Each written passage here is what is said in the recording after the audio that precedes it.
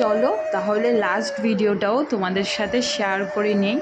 আমার বাড়ির পুজোর লাস্ট ভিডিও তোমাদের জন্য।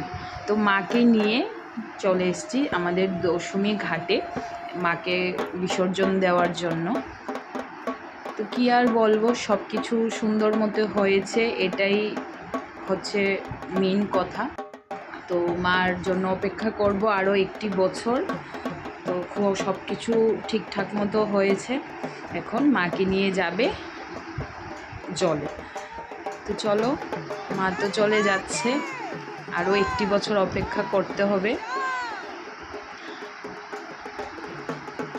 তো দশমী ঘাটের জলটা অনেকটা উপরে উঠে গেছিলো। আগের দিন খুব বৃষ্টি হয়েছিল রাত্রেবেলাতে, আর প্রচণ্ড বেশি স্রোত ছিল। তো আমি বলেছি বেশি যেতে হবে না, অল্প একটু গিয়ে তারপর জলে নামিয়ে দাও, না হলে কারণ সাঁতার কাটাটা পসিবল হবে না, ওর অনেকেই পারে না, সেই জন্য বললাম।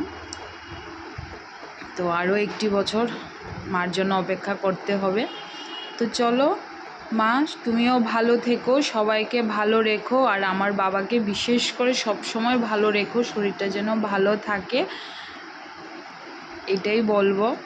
আর আসছে বছর আবার হবে, আবার সব কিছু সুন্দর করে তুমিও সুন্দর মতো আবার সামনে বছর আবার এসো, এটাই কামনা করে আজকের পুজোর ভিডিওটা আমি এখানেই শেষ করছি। মার বিসর্জনের সাথে খুব কষ্ট হচ্ছিল, মানে এত আনন্দের মুহূর্তটা এক নিমিষেই মার সাথে চলে গেছে।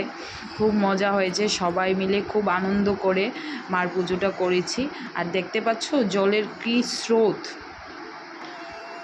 এই যে শেষ, আসছে বছর আবার হবে মা, তুমিও ভালো থেকো, সবাইকে ভালো রেখো। তো চলো, এই বলে ভিডিওটা এখানে শেষ করছি।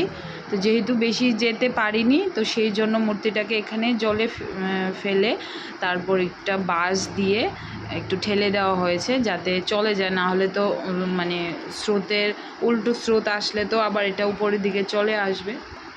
তো চলো টাটা, দেখা হচ্ছে পরের ভিডিওতে। ভিডিওগুলো কেমন লেগেছে জানিও।